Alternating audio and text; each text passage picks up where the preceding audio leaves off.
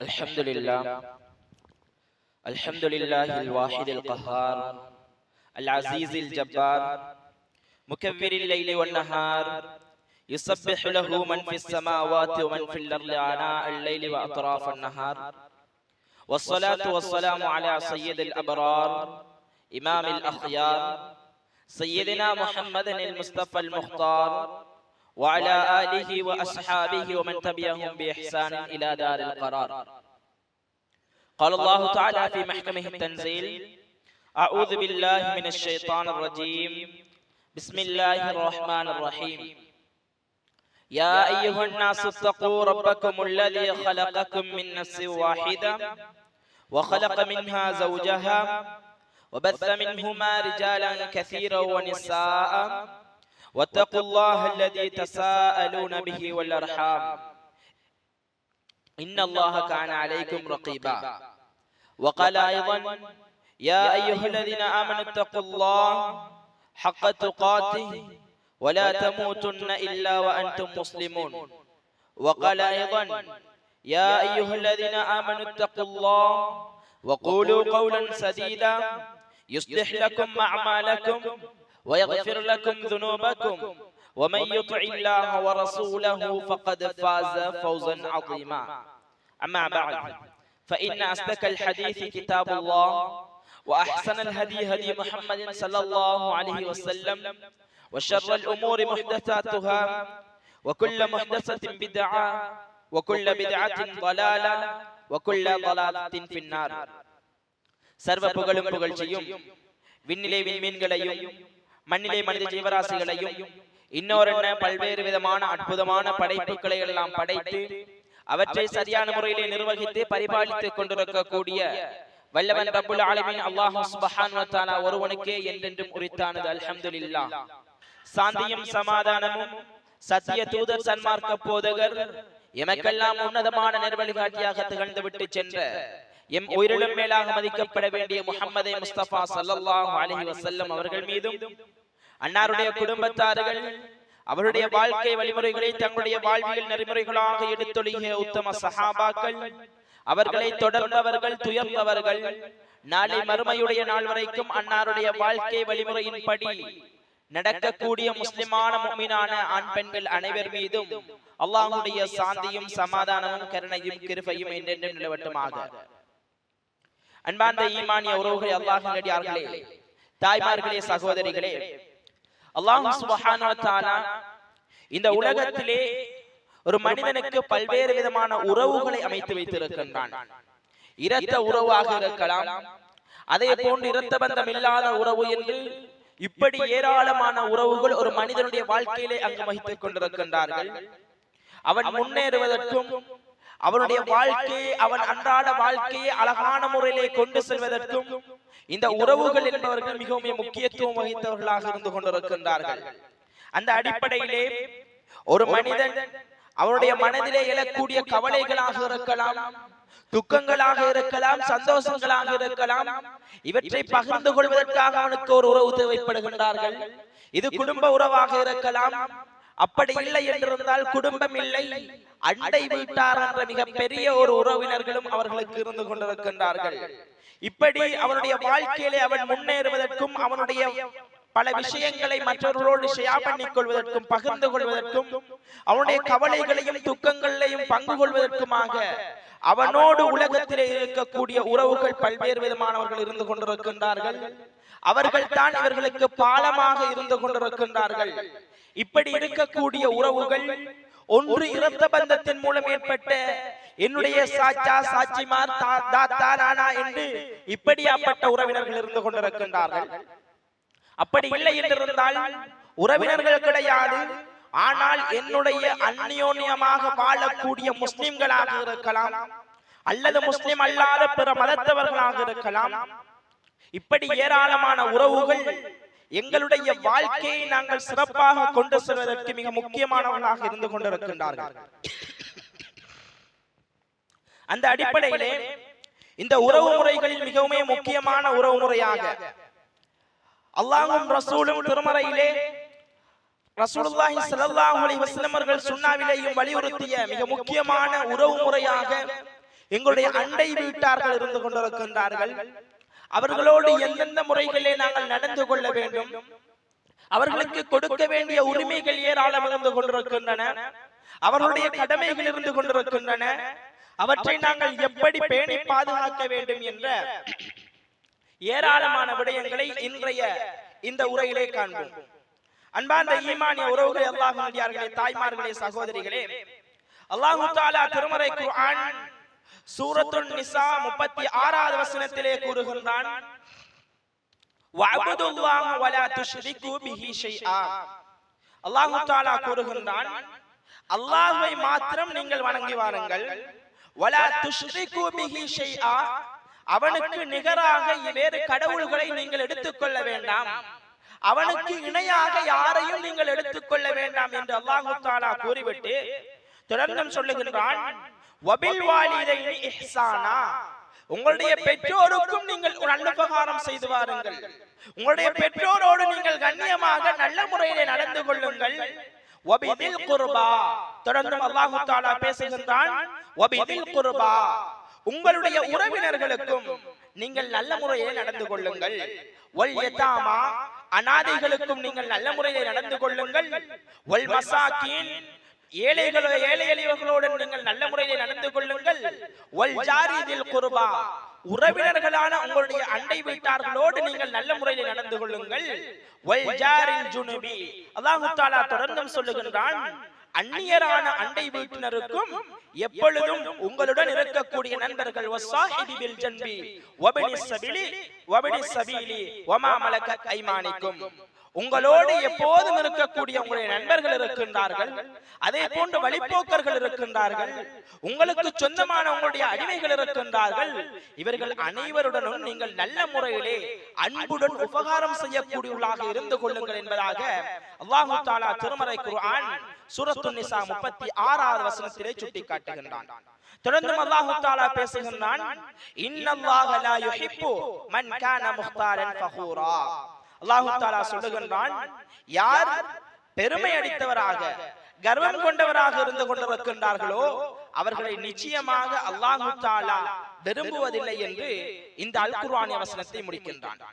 அன்பார்ந்த தாய்மார்களே, சகோதரிகளே, இந்த அல் குர்ஆனிய வசனத்திலே நாங்கள் கவனிக்க வேண்டிய விடயம் என்னவென்றால், அல்லாஹ்வை வணங்கியதற்கப்பால் அல்லாஹ் தஆலா கட்டளையிடக்கூடிய மிக முக்கியமான சில விடயங்களிலே முதலாவது பெற்றோரை நாங்கள் நல்ல முறையில் வழிநடத்த வேண்டும், பெற்றோரோடு நல்ல முறையை நாங்கள் நடந்து கொள்ள வேண்டும், அவர்களுக்கு நன்மாராயம் செய்ய வேண்டும் என்ற விடயத்தை அல்லாஹ் தஆலா சொல்லுகின்றான். அடுத்ததாக அல்லாஹ் தஆலா கூறிய விடயம் என்னவென்றால், உறவினர்களோடு நல்ல முறையில் நடந்து கொள்ளுதல். இப்படி என்று அல்லாஹ் தஆலா கூறிக்கொண்டு வந்து இதிலே ஒரு விடயத்தை அல்லாஹ் தஆலா சொல்லுகின்றான், உங்களுடைய உறவினர்களான அண்டை வீட்டார்களோடு நல்ல முறையில் நடந்து கொள்ளுங்கள். தொடர்ந்து அல்லாஹ் தஆலா சொல்லுகின்றான், உறவினர் அல்லாதவர்களாக இருந்தாலும் அண்டை வீட்டார்கள் என்ற அடிப்படையிலே அவர்களோடு நல்ல முறையில் நடந்து கொள்ளுங்கள் என்பதாக அல்லாஹ் தஆலா இந்த திருமறை வசனத்திலே எங்களுக்கு சுட்டிக்காட்டுகின்றான். நன்மை செய்வதற்கு, எங்களுடைய நன்மைகளை நாங்கள் அதிகப்படுத்திக் கொள்வதற்கான ஒரு வழிமுறையாக அல்லாஹ் தஆலா காட்டித் தருவது, உங்களுடைய அண்டை வீட்டார்களோடு நல்ல முறையில் நடந்து கொள்வது உங்களுடைய நன்மைகளை அதிகப்படுத்தக்கூடும் என்பதை அல்லாஹ் தஆலா திருமறையிலே சுட்டிக்காட்டுகின்றான்.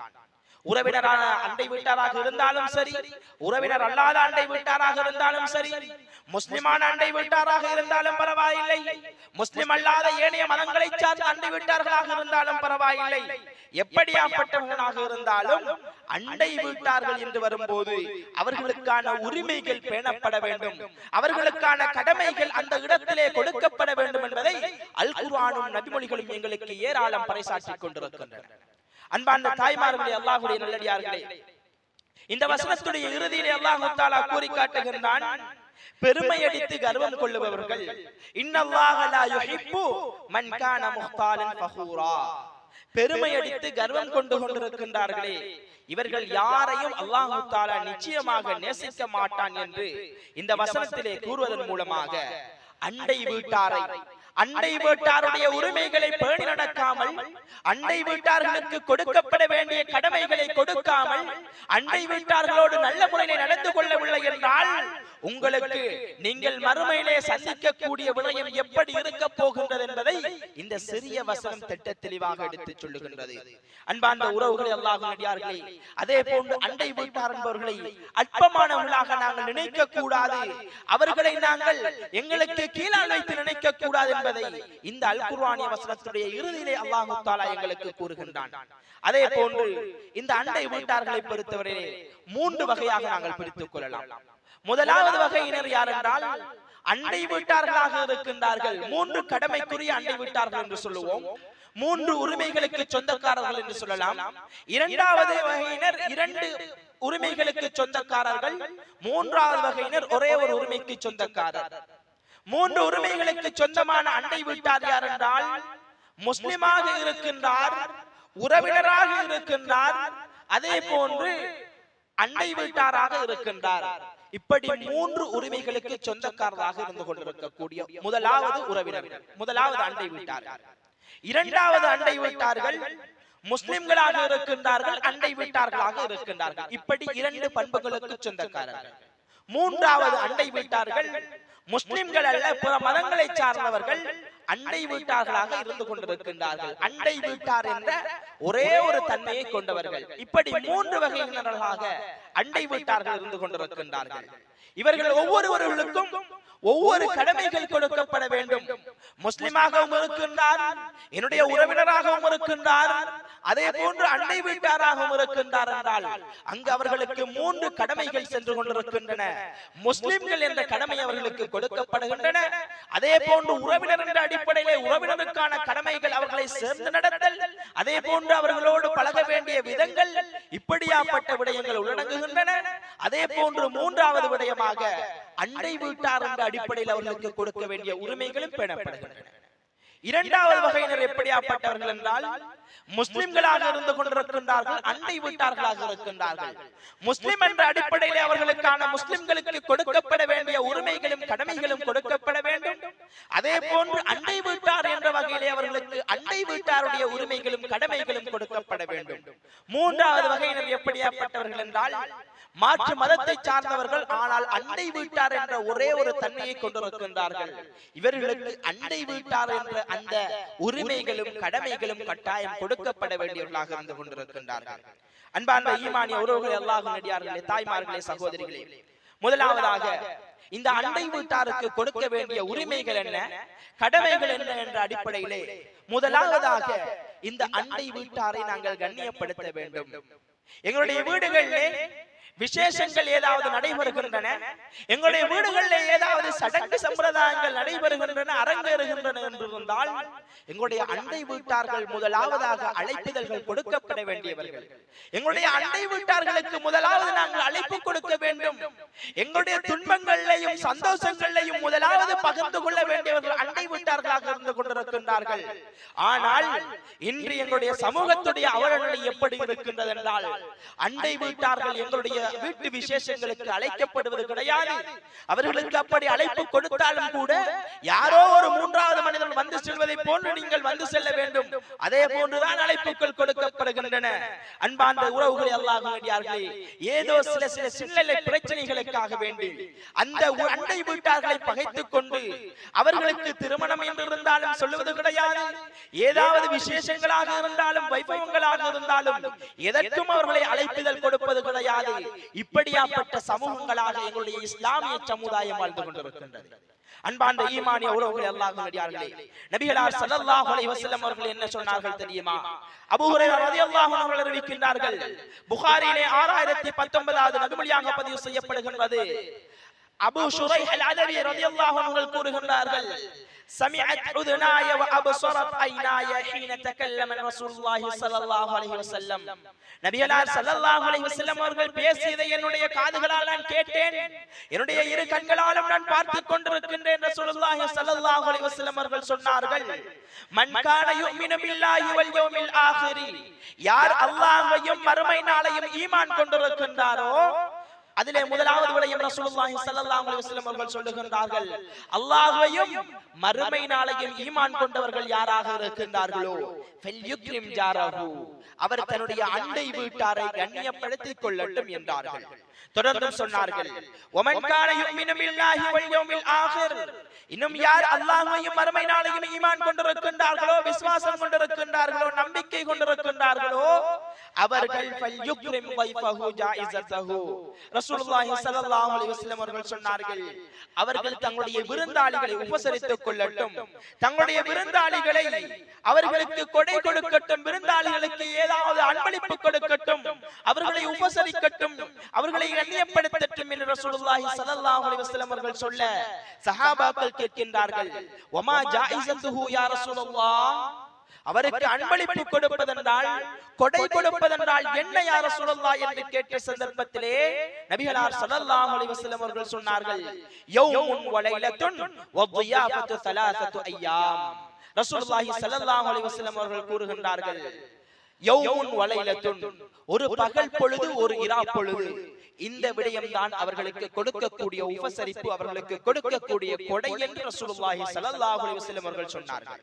தொடர்ந்து நபிகளார் ஸல்லல்லாஹு அலைஹி வஸல்லம் அவர்கள் சொன்னார்கள், வத்தியாஃபத்து ஸலாஸத்து அய்யாம், விருந்தளிப்பது என்பது, ஒரு விருந்தாளியை உபசரிப்பது என்பது, விருந்தோம்பல் என்றது 3 தினங்கள் இருக்கின்றன என்று ரசூலுல்லாஹி ஸல்லல்லாஹு அலைஹி வஸல்லம் அவர்கள் சொல்லிவிட்டு, ஃபமா கான வராஅ ذلك فهو صدقة عليه, அதற்கு பின்னாலும் அவர் அவ்வாறே உணவு கொடுத்துக் கொண்டிருக்கின்றார், அந்த விருந்தாளியை உபசரித்துக் கொண்டிருக்கின்றார் என்றால், 3 நாளைக்கு பின்னாலும் அந்த விருந்தாளியை உபசரித்துக் கொண்டிருக்கின்றார் என்றால் ஃபஹுவ ஸதகத்துன் அலைஹி, அது அவருக்கான சதகாவாக, உஃபரியான நன்மைகளை பெற்று தரக்கூடிய தர்மமாக இருக்கின்றது என்பதாக ரசூலுல்லாஹி ஸல்லல்லாஹு அலைஹி வஸல்லம் அவர்கள் சொல்லிவிட்டு தொடர்ந்து சொன்னார்கள், வமன் கான யுமினு பில்லாஹி வல் யௌமில் ஆகிர், யார் மறுமை நாளையும் அல்லாஹ்வையும் விசுவாசம் கொண்டிருக்கின்றாரோ ஃபல்யகுல் கைரன் அவ் லியஸ்முத், அவர் பேசினால் நல்லதை பேசட்டும் அல்லது வாய் மூடி மௌனமாக இருக்கட்டும் என்றார்கள்.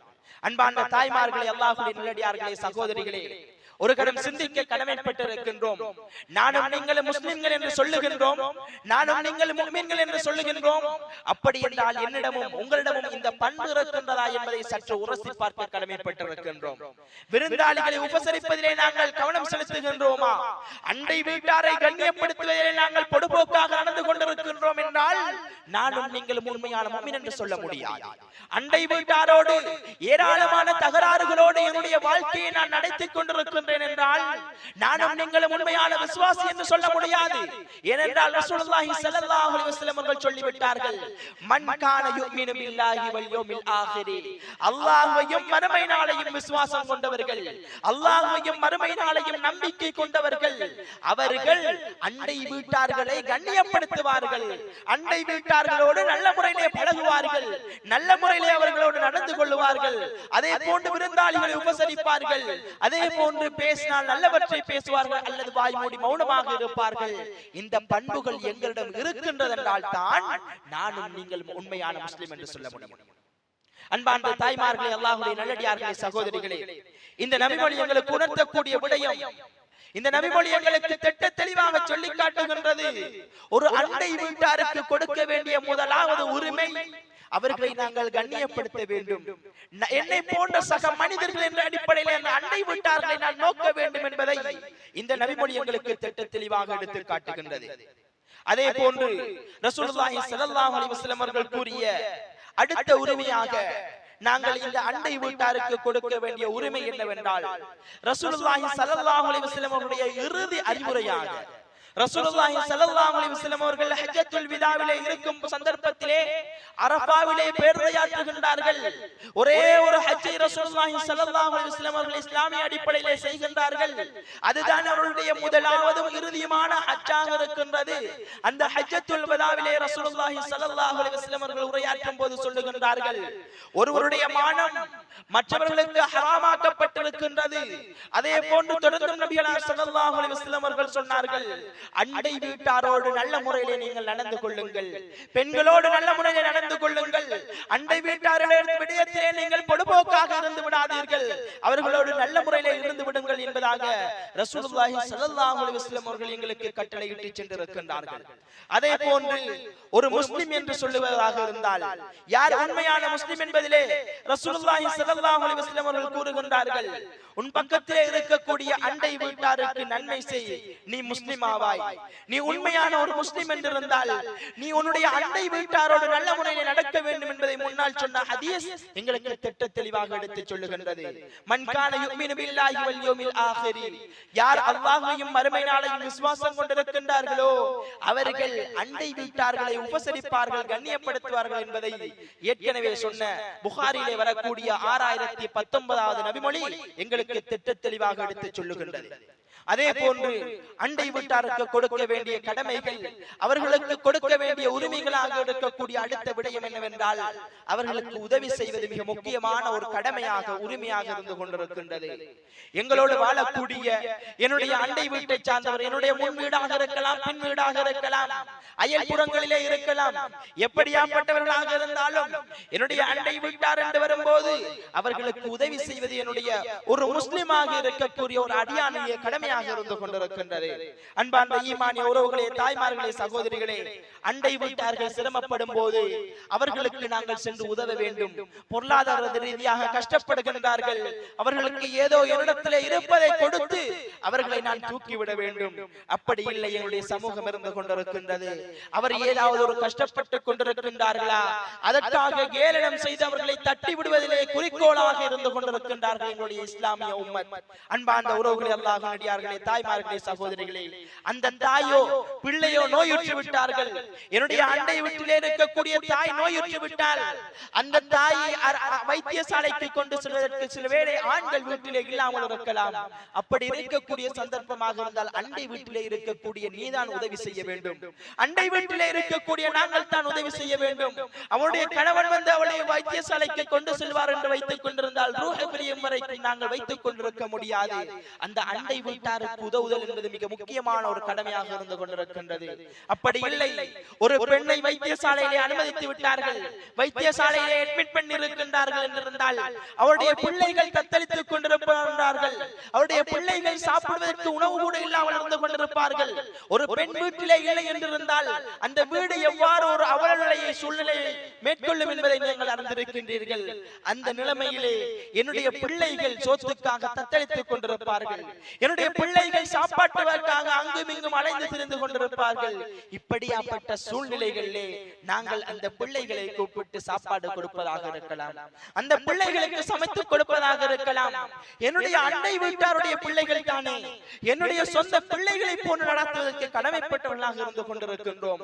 அவர்கள் ஹாஸ்பிட்டலிலே அட்மிட் பண்ணப்பட்டிருக்கின்றார்கள், பிள்ளைகள் சாப்பிட்டார்களோ இல்லையோ என்பதை நாங்கள் யோசிப்பதே கிடையாது. உறவுகளே, அந்த பிள்ளைகள் என்ன சாப்பிட்டார்கள், சாப்பிட்டார்களா அல்லது பட்டினியாக கிடந்து கொண்டிருக்கின்றார்கள் என்பதை சற்றும் பார்க்காமல் சாப்பிட்டுக் கொண்டிருக்கின்றோம். எங்களுடைய வயிற்றை மாத்திரம் நாங்கள் நிரப்பிக் கொண்டிருக்கின்றோம். அன்பான ஈமானிய உறவுகளே, அல்லாஹ்வின் அடியார்களே, இப்படி அல்ல எங்களுடைய ரசூலுல்லாஹி ஸல்லல்லாஹு அலைஹி வஸல்லம் அவர்கள் எங்களுக்கு வழிகாட்டி தந்திருக்கின்றார்கள்.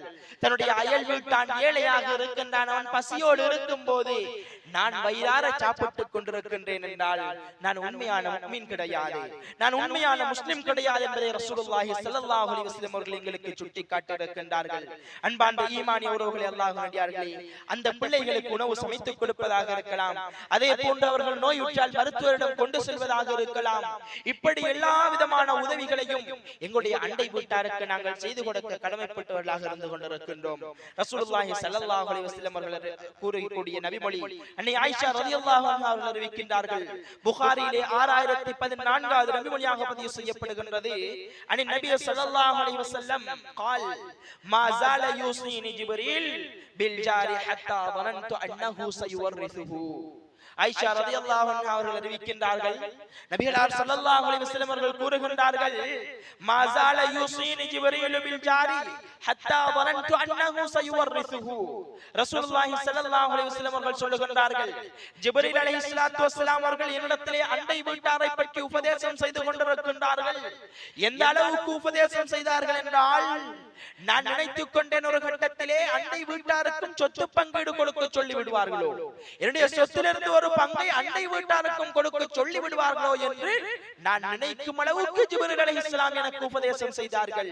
அண்டை வீட்டார் குறித்து என்னிடம் ஜிப்ரீல் அலைஹிஸ்ஸலாத்து வஸ்ஸலாம் அவர்கள் அறிவுறுத்திக் கொண்டே இருந்தார்கள். எந்த அளவுக்கு என்றால், எங்கே அந்த அண்டை வீட்டாருக்கும் என்னுடைய சொத்திலிருந்து ஒரு பங்கை கொடுக்க சொல்லி விடுவார்களோ, எனக்கு வாரிசாக அந்த அண்டை வீட்டார்களை ஆக்கி விடுவார்களோ என்று நான் எண்ணக்கூடிய அளவுக்கு அந்த அளவுக்கு முக்கியத்துவம் கொடுக்கப்பட வேண்டியவர்களாக அண்டை வீட்டார்கள் இருந்து கொண்டிருக்கின்றார்கள் என்பதை இந்த நபிமொழி எங்களுக்கு திட்ட தெளிவாக எடுத்து எம்புகின்றது.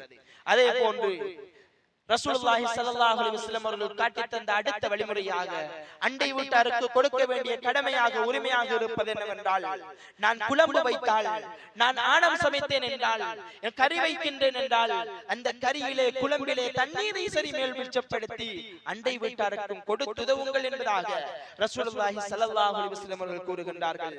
அண்டை வீட்டார் இருக்கின்றார்கள் என்ற எண்ணம் எப்போதும் என்னுடைய மனதிலே ஊசலாடி கொண்டிருக்க வேண்டும்.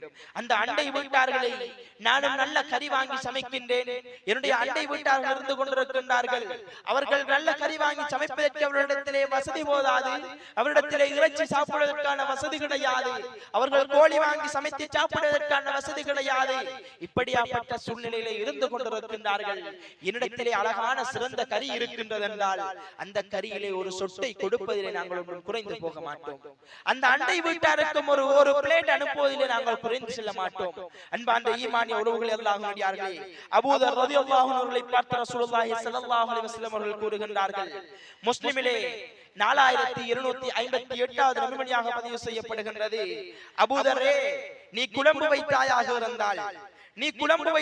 இருந்தால் அதிலே தண்ணீரை அதிகப்படுத்திக் கொள், அதிலே தண்ணீரை அதிகப்படுத்தி உன்னுடைய பக்கத்து வீட்டாரை அதை கொடுத்து கவனித்துக் கொள் என்பதாக ரசூலுல்லாஹி ஸல்லல்லாஹு அலைஹி வஸல்லம் அவர்கள் அபூ தர் ரலியல்லாஹு அன்ஹு அவர்களுக்கு உபதேசம் செய்கின்றார்கள்.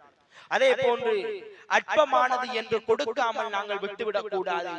என்னிடம் இதே பொருள் தான் இருக்கின்றது, இந்த பொருள் தான் என்னிடம் இருக்கின்றது, நானும் இதைத்தான் சாப்பிடுகின்றேன், இதிலே ஒரு பங்கை என்னுடைய அண்டை வீட்டாருக்கு கொடுப்பதிலே தவறு கிடையாது. இதை நாங்கள் வேறு மாதிரியாக புரிந்துவிடக் கூடாது. அதாவது என்னிடத்திலே சிறந்த பொருட்களை எல்லாம் வைத்துக் கொண்டு அற்பமானதை கொண்டு போய் அண்டை வீட்டாருக்கு கொடுப்பதை சொல்லவில்லை. மாற்றமாக என்னிடத்திலே இருப்பதும் ₹1 டொஃபிதான் இருக்கின்றது, அதையும் நான் கொடுத்துண்ணுவது, இதைத்தான் இந்த இடத்திலே சுட்டி காட்டுகின்றேன். அன்பார்ந்த தாய்மார்களே, அல்லாஹ்வுடைய நல்லடியார்களே, சகோதரிகளே, ரசூலுல்லாஹி ஸல்லல்லாஹு அலைஹி வஸல்லம் அவர்கள் இந்த அண்டை வீட்டாருடைய விடத்திலே ஏராளமான உரிமைகளையும் கடமைகளையும் எங்களுக்கு கற்றுத் தந்திருக்கின்றார்கள். நாம் அண்டை வீட்டாருக்கு கொடுக்கக்கூடிய பொருள் இது அற்பமான பொருள் தான் என்று நான் கொடுப்பதாக இருந்தால் உயர்ந்த அந்தஸ்து மிக்க பொருட்களைத்தான் நான் கொடுக்க வேண்டும், விலை உயர்ந்த பொருட்களைத்தான் நான் அவர்களுக்கு கொடுக்க வேண்டும், தான தர்மம் செய்ய வேண்டும் என்பது கிடையாது. மாற்றமாக என்னிடத்திலே இந்த பொருள் தான் இருக்கின்றது, என்னிடத்திலே இந்த சாக்லேட் தான் இருக்கின்றது, என்னிடத்திலே இந்த உணவு தான் இருக்கின்றது, இதை நான் அவர்களுக்கு கொடுத்து உதவுவது. ரசூலுல்லாஹி ஸல்லல்லாஹு அலைஹி வஸல்லம் அவர்கள் கூறுகின்றார்கள், அபூ ஹுரைரா রাদিয়াল্লাহு அன்ஹு அவர்கள் அறிவிக்கின்றார்கள், புகாரிலே 2566வது நபிமொழியாக பதிவு செய்யப்படுகின்றது, யா நிசாஅல் முஸ்லிமாத், முஸ்லிமான பெண்களை பார்த்து ரசூலுல்லாஹி ஸல்லல்லாஹு அலைஹி வஸல்லம் அவர்கள் சொல்லுகின்றார்கள், முஸ்லிமான பெண்களே, யா நிசாஅல் முஸ்லிமாத் லா தஹ்கிரன்ன ஜாரத்துன் லிஜாரத்திஹா, முஸ்லிமான பெண்களே, உங்களுடைய ஓர் அண்டை வீட்டுக்காரி மற்ற அண்டை வீட்டுக்காரியை ஏளனமாக கருதிவிட வேண்டாம் என்று ரசூலுல்லாஹி ஸல்லல்லாஹு அலைஹி வஸல்லம் அவர்கள் சொல்லிவிட்டு தொடர்ந்து சொன்னார்கள், வலவ் ஃபிர்ஸன ஷாத்தின், வலவ் ஃபிர்ஸன ஷாத்தின், ஒரு ஆட்டுடைய காலை தான் கொடுக்க முடியும், ஒரு ஆட்டுடைய காலுடைய குழம்புதான் இருக்கின்றது, ஆட்டுக்கால் குழம்புதான் இருக்கின்றது என்றிருந்தாலும் அதை அன்பளிப்பாக அளித்தாலும் அதை அவள் அற்பமாக கருத வேண்டாம் என்று ரசூலுல்லாஹி ஸல்லல்லாஹு அலைஹி வஸல்லம் அவர்கள் சுட்டி காட்டுகின்றார்கள். ஆட்டுடைய சதைகள் இல்லை என்னிடத்திலே, ஆட்டு இறைச்சி நல்ல கட்டி இறைச்சி துண்டு கிடையாது என்னிடத்திலே, முள்ளுதான் இருக்கின்றது, எலும்புகள் தான் இருக்கின்றது, சரி நான் வைத்த கறியிலே அவளுக்கும் ஒரு பிளேட் கொடுத்து அனுப்புவோம், நான் வைத்த கறியிலே நான் சமைத்த உணவிலே அவளுக்கும் ஒரு பிளேட் நான் கொடுத்து அனுப்புவோம், என்னுடைய அண்டை வீட்டுக்காரி சமைத்தாவோ சாப்பிட்டாவோ என்னவோ தெரியவில்லை, அவளுக்கும் நான் கொடுத்து உதவுவது, இதைத்தான் நபி ஸல்லல்லாஹு அலைஹி வஸல்லம் அவர்கள் கூறியிருக்கின்றார்கள். அதே போன்று அல்லாஹ் தஆலா திருமறையிலே கூறுகின்றான், இந்த அண்டை வீட்டுக்காரர்களோடு அன்பளிப்பு செய்வதிலே நீங்கள் முதலிடம் யாருக்கு வழங்க வேண்டும் என்பதாக அன்னை ஆயிஷா ரலியல்லாஹு அன்ஹா அவரிடத்திலே கேள்வி வருகின்றது. அன்னை ஆயிஷா ரலியல்லாஹு அன்ஹா அவர்கள் ரசூலுல்லாஹி ஸல்லல்லாஹு அலைஹி வஸல்லம் இடத்திலே வந்து கேட்கின்றார்கள், ஒருவருக்கு மட்டுமே அன்பளிப்பு செய்ய முடியுமான ஒரு சந்தர்ப்பத்திலே இடத்திலே இருக்கின்றோம். என்னுடைய அண்டை வீட்டாருக்கு கொடுப்பதாக இருந்தால் ஒருத்தருக்கு மாத்திரம் நான் இடத்திலே இருப்பதை கொடுக்க முடியும் என்று இருக்கக்கூடிய சூழ்நிலையிலே யாருக்கு நான் கொடுக்க வேண்டும்? வலதிலே இருப்பவருக்கு கொடுப்பதா, இடத்திலே இருப்பவருக்கா, முன்னால் இருப்பவருக்கா, பின்னால் இருப்பவருக்கா, யாருக்கு கொடுப்பது என்ற இந்த கன்ஃபியூஷன் வருகின்றது, இந்த குழப்ப நிலை வருகின்றது. இப்போது யாருக்கு நான் கொடுக்க வேண்டும்? ரசூலுல்லாஹி ஸல்லல்லாஹு அலைஹி வஸல்லம் அவர்கள் காட்டிய வழி என்னவென்றால், யார் வாசலுக்கு மிக அருகாமையில் இருக்கின்றாரோ அவருக்கு நீங்கள் அதை கொடுத்து உதவுங்கள் என்பதாக ரசூலுல்லாஹி ஸல்லல்லாஹு அலைஹி வஸல்லம் அவர்கள் கூறுகின்றார்கள். அன்னை ஆயிஷா রাদিয়াল্লাহு அன்ஹா அவர்கள் அறிவிக்கின்றார்கள், கேட்கின்றார்கள், குல்து யா ரசூலல்லாஹ், நபியே, இன்னலி ஜாரைன், என்னிடத்திலே 2 அண்டை வீட்டார்கள் இருக்கின்றார்கள், எனக்கு 2 அண்டை வீட்டார்கள் இருந்து கொண்டிருக்கின்றார்கள். அல்லாஹ்வுடைய தூதரே, ஃபஇலா ஐஹிமா உஹ்தி, நான் இவ்விடத்திலே இந்த இருவரிலே யாருக்கு அன்பளிப்பு கொடுப்பது? இடத்திலே இருக்கக்கூடிய பொருட்களின் மூலமாக ஒருவருக்கு தான் கொடுக்கலாம், நான் இப்போது யாருக்கு அன்பளிப்பு கொடுப்பது என்று கேட்ட சந்தர்ப்பத்திலே ரசூலுல்லாஹி ஸல்லல்லாஹு அலைஹி வஸல்லம் அவர்கள் சொன்னார்கள், இலா அக்ரபிஹிமா மின்கி பாபன், உன்னுடைய கதவுக்கு அருகாமையில் யார் இருக்கின்றாரோ, உன்னுடைய வாசலுக்கு அருகாமையில் இருக்கக்கூடியவர் யார் இருக்கின்றாரோ, என்னுடைய முன் வீட்டுக்காரர் தான் என்னுடைய வாசலில் இருந்து அருகாமையில் இருக்கின்றார் என்றால் அவருக்கு கொடுப்பது. அப்படி இல்லை, என்னுடைய வலது புறத்திலே இருப்பவர் தான் என்னுடைய வாசலுக்கு அருகாமையில் இருக்கின்றார் என்றால் அவருக்கு கொடுப்பது. இல்லை, இடது புறத்தார் தான் என்னுடைய வாசலுக்கு அருகாமையில் இருக்கின்றார் என்றால் அவருக்கு கொடுப்பது. இதைத்தான் நபிகளார் ஸல்லல்லாஹு அலைஹி வஸல்லம் அவர்கள் கூறுகின்றார்கள். இந்த நபிமொழி புகாரியிலே 2259வது நபிமொழியாக பதிவு செய்யப்படுகின்றது. அதே போன்று நாங்கள் கொடுக்கக்கூடிய விடயம் என்னிடத்திலேயும் இருக்கின்றது, நல்ல பொருட்கள் இருக்கின்றது என்றிருந்தால் சிறந்ததை தேர்வு செய்து நாங்கள் கொடுக்க வேண்டும். நானும் அற்பமான பொருளை வைத்திருக்கின்றேன் என்றால் அந்த அற்பமான பொருட்களை கொடுப்பதை நாங்கள் அற்பமாக கருதக்கூடாது. சிறிய பொருட்கள் தான் இடத்திலே இருக்கின்றது, இதை கொடுப்பதை நான் அற்பமாக கருதக்கூடாது. அதே போன்ற இடத்திலே சிறந்த பொருட்கள் இருக்கின்றது, என்னிடத்திலே நல்ல உணவுகள் இருக்கின்றது, இதிலே என்ன செய்வதென்றால் மிஞ்சி போன உணவுகளை அண்டை வீட்டார்களுக்கு கொடுத்து விடுவது. இப்படி ஒரு வழக்கமும் எங்களுடைய சமூகத்தில் இருந்து கொண்டிருக்கின்றது. யாரும் தின்ன முடியாமல் போய்விட்டது, மிஞ்சி போன உணவுகளை கொடுத்து அனுப்பி விடுவது, அவ்வாறு அண்டை வீட்டார்கள் சாப்பிட்டுக் கொள்ளட்டும் என்று இதை சொல்லவில்லை. இதை நாங்கள் அற்பமான விடயமாக கருதவும் முடியாது. சிறந்ததை தேர்வு செய்தவர்களுக்கு நாங்கள் கொடுக்க வேண்டும். இடத்திலே நம்மிடம் உள்ளதிலே எது மட்டமானதோ, எதை நான் சாப்பிட முடியாதோ, இடத்திலே இருக்கக்கூடிய பல வகைகள் இருக்கின்றது, அந்த பழத்திலே சாப்பிட முடியாத கனிவர்க்கங்கள் இருக்கின்றது, ஏதோ வௌவால் கடித்ததாக இருக்கலாம், அல்லது காகம் கொத்தியதாக இருக்கலாம், இப்படி ஏராளமான பறவைகள் திண்ட இப்படியாப்பட்ட உணவுகள் இருக்கலாம், அல்லது ஏளனமாக கருதக்கூடிய உணவுகள் இருக்கலாம். இந்த உணவுகள் மட்டமான உணவுகளை, எத்தகைய பொருட்களை அண்டை வீட்டாருக்கு நாங்கள் கொடுக்கின்றோமோ அந்த பொருட்களை நாங்கள் அவர்களுக்கு கொடுக்க கூடாது. இப்படியாப்பட்ட ஏளனமான பொருட்களை நாங்கள் அவர்களுக்கு கொடுக்க கூடாது. நல்ல தரமான பொருட்கள் என்னிடம் இருக்கின்றது என்றால் அந்த தரமான பொருட்களை நாங்கள் கொடுக்க வேண்டும். நாங்கள் சாப்பிடுவது சாதாரணமான பொருளாக இருந்தால் அதை வழங்குவதிலே தவறு கிடையாது. நானும் இதைத்தான் சாப்பிடுகின்றேன், இது இருக்கின்றது, இதை கொடுப்பதிலே நான் தவறு கிடையாது. மாற்றமாக நான் மட்டமான பொருட்களை எல்லாம் தேர்வு செய்து அவர்களுக்கு கொடுப்பது என்பது இஸ்லாமிய மார்க்கம் எங்களுக்கு வலியுறுத்தாத ஒரு விடயமாக இருந்து கொண்டிருக்கின்றது. அல்லாஹ் தஆலா திருமறை குர்ஆனிலே கூறுகின்றான், யா அய்யுஹல்லதீன ஆமனூ, விசுவாசம் கொண்டவர்களே, அன்ஃபிகு மின் தய்யிபாத்தி மா கஸபதும் வ மிம்மா அக்ரஜ்னா லக்கும் மினல் அர்த். அல்லாஹ் தஆலா சொல்லுகின்றான், நீங்கள் சம்பாதித்தவற்றிலிருந்தும் உங்களுக்கு பூமியிலிருந்து வெளிப்பட்டிய நல்லவற்றிலிருந்தும் நீங்கள் செலவு செய்யுங்கள், அல்லாஹ்வுடைய பாதையிலே நல்லவைகளை தர்மம் செய்யுங்கள், செலவு செய்யுங்கள் என்று சொல்லிவிட்டு வலா தயம்மமுல் ஹபீஸ மின்ஹு துன்ஃபிகூன வலஸ்தும் பிஆகிதிஹி இல்லா அன் துக்மிது ஃபீஹி. அல்லாஹ் தஆலா தொடர்ந்து சொல்லுகின்றான், சூரத்துல் பக்ரா 267வது வசனத்திலே பேசுகின்றான், வலா தயம்மமுல் ஹபீஸ மின்ஹு துன்ஃபிகூன வலஸ்தும் பிஆகிதிஹி இல்லா அன் துக்மிது ஃபீஹி. அல்லாஹ் தஆலா சொல்லுகின்றான், நல்லவை இல்லாததை, நல்லவை கிடையாது, இது கெட்டுப்போன உணவாக இருந்து கொண்டிருக்கின்றது, நல்லவை அல்லாததை உங்களுக்கு கொடுக்கப்பட்டால் வெட்கமேலிட்டால் ஏதோ எனக்கு தந்து விட்டார்கள் எடுப்போம் என்ற காரணத்தால் எடுக்கின்றீர்களே, இப்படி அது விஷயத்திலே கண்மூடி நீங்கள் எப்படி கண்மூடியவர்களாகவே தவிர அதை நீங்கள் எடுக்கக்கூடியவர்கள் கிடையாது. எனக்கும் இப்படியாப்பட்ட மட்டமான ஒரு பொருளை தருவார்களாக இருந்தால் நான் அதை வாங்க மாட்டேன். என்ன செய்யறது, கொண்டு தந்துட்டாங்கன்றதுக்காக வாங்கி வைப்பேன், வாங்கிட்டாங்களா போன போது தூக்கி வீசிட்டு வேலையை பார்ப்பேன். இப்படி இருப்போம். எப்படி நீங்கள் கண்மூடித்தனமாக வாங்குகின்றீர்களோ கண்மூடியவர்களாகவே தவிர அதை நீங்கள் எடுக்கக்கூடியவர்கள் கிடையாது என்று அல்லாஹ் தஆலா சொல்லிவிட்டு வஅலமு அன்னல்லாஹ கனிய்யுன் ஹமீத், அறிந்து கொள்ளுங்கள் நிச்சயமாக அல்லாஹ் தஆலா தேவையற்றவன், மிகவும் புகழுக்குரியவன் என்பதை நீங்கள் அறிந்து கொள்ளுங்கள் என்பதாக அல்லாஹ் தஆலா திருமறையிலே கூறுகின்றான். அன்பார்ந்த தாய்மார்களே, அல்லாஹ்வுடைய நல்லடியார்களே, சகோதரிகளே, அதே போன்று ரசூலுல்லாஹி ஸல்லல்லாஹு அலைஹி வஸல்லம் அவர்கள் எங்களுக்கு கற்றுத்தந்த மிக முக்கியமான ஒரு நபிமொழி இந்த இடத்திலே ஞாபகப்படுத்த வேண்டும். லா யுஹிப்பு அஹதுக்கும் லா யுமினு அஹதுக்கும், எந்த ஒருவரும் உண்மையான முஸ்லிமாக மாட்டார் என்று ரசூலுல்லாஹி ஸல்லல்லாஹு அலைஹி வஸல்லம் அவர்கள் கூறுகின்றார்கள். கூறிவிட்டு சொன்னார்கள், லா யுமினு அஹதுக்கும் ஹத்தா யுஹிப்ப லி அஹீஹி மா யுஹிப்பு லினஃப்ஸிஹி. மற்றொரு ரிவாயத்திலே வருகின்றது, ஹத்தா யுஹிப்ப லி ஜாரிஹி மா யுஹிப்பு லினஃப்ஸிஹி.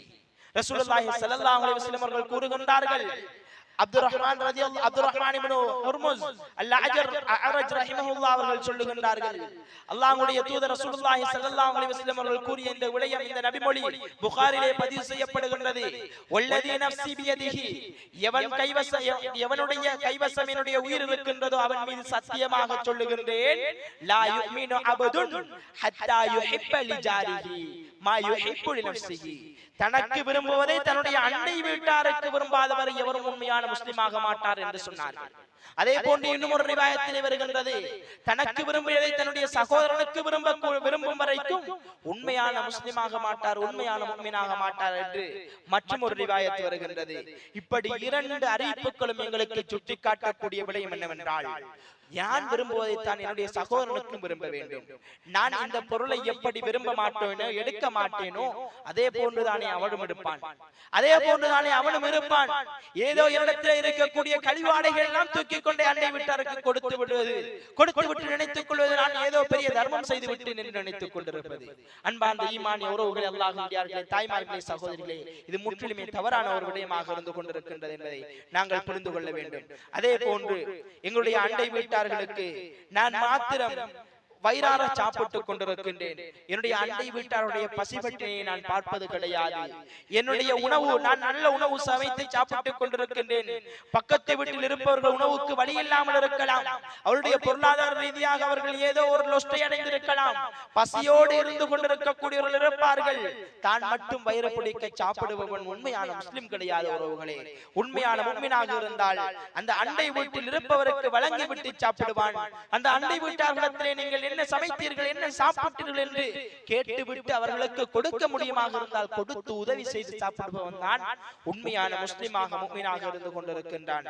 அன்பார்ந்த தாய்மார்களே, சகோதரிகளே, அதே போன்று அண்டை வீட்டாருக்கு கொடுக்க வேண்டிய உரிமைகளாக, கடமைகளாக ரசூலுல்லாஹி ஸல்லல்லாஹு அலைஹி வஸல்லம் அவர்கள் அறிமுகப்படுத்தினார்கள். காட்டித் தந்த விடயம் என்னவென்றால், மரப்பலகை அடித்தல். அதாவது, என்னுடைய வீட்டிலே வேலை செய்து கொண்டிருக்கின்றேன், என்னுடைய வீட்டு வேலையெல்லாம் முடித்து விட்டேன், பக்கத்து வீட்டிலே ஏதோ ஒரு வேலை செய்து கொண்டிருக்கின்றார்கள்.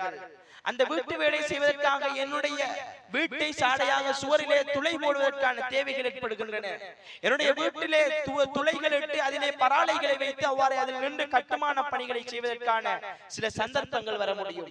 ரசூலுல்லாஹி ஸல்லல்லாஹு அலைஹி வஸல்லம் அவருடைய காலப்பகுதியில் இப்படியாப்பட்ட ஒரு சூழ்நிலை வருகின்றது.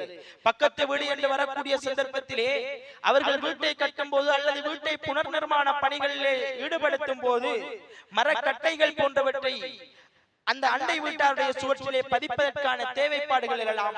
இப்படியாப்பட்ட நிலைமைகளிலே அண்டை வீட்டாருக்கு இடையிலே பெரிய சண்டைகள், சச்சரவுகள் செய்து கொண்டிருக்காமல், சரி இப்படி செய்துவிட்டு அவர்கள் அதை செய்து விடுவார்கள் தானே, சரி துளையிட்டு அதை அவர்கள் ஃபிட் பண்ணிக்க பின்னால அவருடைய வீட்டை அவர்கள் புனர் நிர்மாணம் செய்ததன் பிற்பாடு அதை அவ்வாறு எனக்கு சரி செய்து தந்து விடுவார்கள் என்று அவர்களுக்கு இடையிலே பிரச்சனையை தவிர்த்து நாங்கள் அவர்களுக்கு உதவி செய்ய வேண்டும்.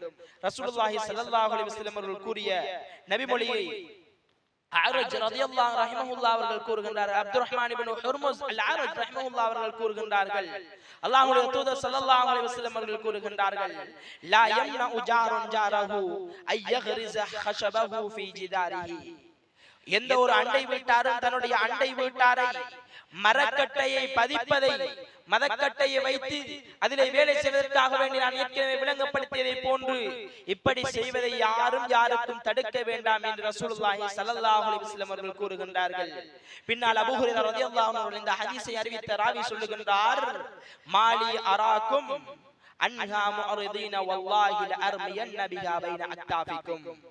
அல்லாஹ்வின் மீது ஆணையாக ரசூலுல்லாஹி ஸல்லல்லாஹு அலைஹி வஸல்லம் அவர்கள் சொன்ன இந்த உபதேசம் இருக்கின்றதே, என்ன இது நபி அவர்களுடைய இந்த உபதேசத்தை புறக்கணிப்பவர்களே, இந்த உபதேசத்தை புறக்கணிப்பவர்களாக இருப்பவர்களை உங்களை நான் பார்த்து கொண்டிருக்கின்றேன் என்று அபூ ஹுரைரா রাদিয়াল্লাহு அன்ஹு கூறிவிட்டு தொடர்ந்து சொன்னார்கள், அல்லாஹ்வின் மீது சத்தியமாக யார் உங்களுக்கு பிடிக்காவிட்டாலும் உங்களுக்கு பிடிக்கவில்லை இந்த விடயம் இப்படியாக இருந்தாலும் பரவாயில்லை, இதை நான் உங்களுக்கு வலியுறுத்தி கொண்டே இருப்பேன் என்பதாக ரசூலுல்லாஹி ஸல்லல்லாஹு அலைஹி வஸல்லம் உடைய அந்த பாசத்திலே வளர்ந்த தோழர் அபூ ஹுரைரா রাদিয়াল্লাহு அன்ஹு அவர்கள் சுட்டிக்காட்டுகின்றார்கள். அதே போன்று இந்த அண்டை வீட்டாருடைய விடயத்திலே அடுத்ததாக கொடுக்க வேண்டிய உரிமையாக கடமையாக இருப்பது என்னவென்றால், எங்களுடைய வீட்டை அல்லது காணியை நாங்கள் விற்க போகின்றோம் என்றால் அதிலே முதல் உரிமை முன்னுரிமை என்பது அண்டை வீட்டார்களுக்கு இருந்து கொண்டிருக்கின்றது. அண்டை வீட்டாரிடத்திலே முதலாவது நாங்கள் கேட்க வேண்டும், இப்படித்தான் இந்த இடத்தை நான் விற்கப் போகின்றேன், இந்த வீட்டை நான் விற்கப் போகின்றேன், இந்த காணியை நான் விற்கப் போகின்றேன், இதை நீங்கள் வாங்கிக் கொள்வதற்கு விருப்பம் இருக்கின்றதா? உங்களுக்கு விருப்பம் இருந்தால் நான் வேறு யாருக்கும் கொடுக்கவில்லை. முதல் உரிமைப்படுத்த வேண்டியவர்கள், முன்னுரிமை கொடுக்க வேண்டியவர்கள் அண்டை வீட்டார்களாக இருந்து கொண்டிருக்கின்றார்கள். ரசூலுல்லாஹி ஸல்லல்லாஹு அலைஹி வஸல்லம் அவருடைய காலப்பகுதியிலே சஅத் இப்னு அபீ வக்காஸ் রাদিয়াল্লাহு அன்ஹுவிடம் தங்கி இருந்த போது ரசூலுல்லாஹி ஸல்லல்லாஹு அலைஹி வஸல்லம் அவருடைய காலகட்டத்திலே இப்படியாப்பட்ட ஒரு சம்பவம் நடைபெறுகின்றது. அம்ர் இப்னு ஷரீத் ரஹிமஹுல்லாஹ் அவர்கள் சொல்லுகின்றார்கள், قال وقفت على سعد بن ابي وقاص رضي الله عنه. சஅத் இப்னு அபீ வக்காஸ் রাদিয়াল্লাহு அன்ஹுடைய வீட்டிலே நான் தங்கி இருந்தேன், அவரிடம் தங்கி இருந்தேன். فجاء المسور بن مخرمة, மிஸ்வர் இப்னு மக்ரமா எனப்படக்கூடிய சஹாபி வருகின்றார். வந்து فوضع يده على احدى منكبي, என்னுடைய இரு தோள்களில் ஒரு கைகளை வைத்து விட்டு அவர்கள் கூறினார்கள் என்னவென்றால், அவர்கள் சொன்னார்கள், ஜா அபூ ராஃபி மௌலா நபி ஸல்லல்லாஹு அலைஹி வஸல்லம் அவர் ரசூலுல்லாஹி ஸல்லல்லாஹு அலைஹி வஸல்லம் உடைய அடிமையாக இருந்தவர்கள். ரசூலுல்லாஹி ஸல்லல்லாஹு அலைஹி வஸல்லம் உடைய முன்னாள் காலத்திலே அடிமையாக இருந்த அபூ ராஃபி রাদিয়াল্লাহு அன்ஹு அவர்கள் வருகின்றார்கள்.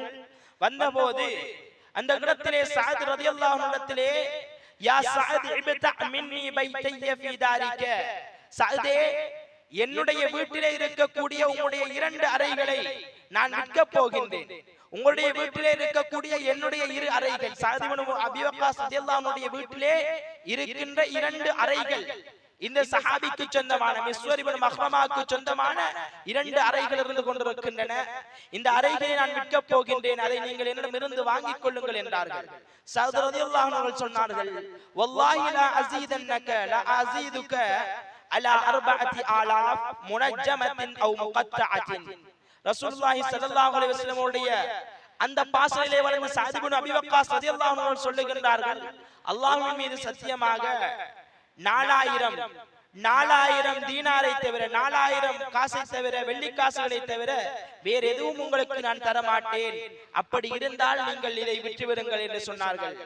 அப்போது அபூ ராஃபி রাদিয়াল্লাহு அன்ஹு அவர்கள் சொல்லுகின்றார்கள், லக்கது உதீது பிஹா 500 தீனார், என்னிடத்திலே இதற்கு முன்னால் இது 5000, இதற்கு முன்னால் என்னிடத்திலே இது 5000 தீனார்களுக்கு கேட்கப்பட்டன. தீனார்கள் என்பது தங்க காசுகள், இவர் கேட்டது 4000 வெள்ளி காசுகளுக்கு. ஆனால் இதற்கு முன்னால் 5000 தீனார்களுக்கு தங்க காசுகளுக்கு இது கேட்கப்பட்டிருக்கின்றன. வலவுலா அன்னி சமிஅத்து நபிய ஸல்லல்லாஹு அலைஹி வஸல்லம் யகூல், ரசூலுல்லாஹி ஸல்லல்லாஹு அலைஹி வஸல்லம் அவர்கள் மாத்திரம் இப்படி ஒரு செய்தியை சொல்லாமல் இருந்தால் நான் சத்தியமாக அந்த 5000 தீனார்களுக்கு வித்திருப்பேன் என்றார்கள். அதிலே என்ன சொன்னார்கள் என்றால், அல் ஜாரு அஹக்கு பி சபகிஹி, உன்னுடைய அண்டை வீட்டார் விற்பனை செய்வதிலே ஒரு காணியை விற்பதாக இருந்தால் அதிலே அண்டை வீட்டார் முன்னுரிமைப்படுத்த வேண்டியவர், மிகவும் உரிமைக்குரியவர் என்ற இந்த செய்தியை நான் கேட்காமல் இருந்திருந்தால், இந்த செய்தியை நான் செவியுறாமல் இருந்திருந்தால் உண்மையிலே நான் அந்த 5000 தீனாருக்கே அதை வித்திருப்பேன் என்று அபூ ராஃபி ரலியல்லாஹு அன்ஹு அவர்கள் சொல்லுகின்றார்கள், இந்த நபிகளின் மூலமாக எங்களுக்கு விளங்கக்கூடிய விடயம் என்னவென்றால், எங்களுடைய வீடுகளை விலை பேசுவதாக இருந்தால் முதலாவது நாங்கள் கேட்க வேண்டியதனுடைய அண்டை வீட்டாரிடத்திலே. அதற்காக வேண்டி மிகவும் குறைந்த விலையிலே கொடுக்க வேண்டும் என்பது அவசியம் கிடையாது. ஆனாலும் முதல் உரிமை முன்னுரிமை என்பது இந்த அண்டை வீட்டார்களுக்கு கொடுக்கப்பட வேண்டும்.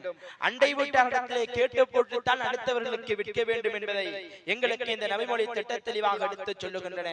எனவே அன்பார்ந்த ஈமானிய உறவுகளே, தாய்மார்களே, சகோதரிகளே, அண்டை வீட்டாருக்கு கொடுக்க வேண்டிய கடமைகளாக உரிமைகளாக அல்லாஹ் தஆலா திருமறை குர்ஆனிலே எங்களுக்கு சொல்லிவிட்டான். ஒட்டுமொத்தமாக அண்டை வீட்டாரை நீங்கள் கண்ணியப்படுத்துங்கள் என்பது முதலாவது விடயம். அதே போன்று ரசூலுல்லாஹி ஸல்லல்லாஹு அலைஹி வஸல்லம் அவர்கள் சுட்டிக்காட்டி இருக்கின்றார்கள், முதலாவது அண்டை வீட்டாரை நாங்கள் கண்ணியப்படுத்த வேண்டும். அதே போன்று நபிகளாருடைய இறுதி அறிவுரையாக அண்டை வீட்டாருக்கு கொடுக்க வேண்டிய உரிமைகளை பற்றி சொல்லி இருக்கின்றார்கள்.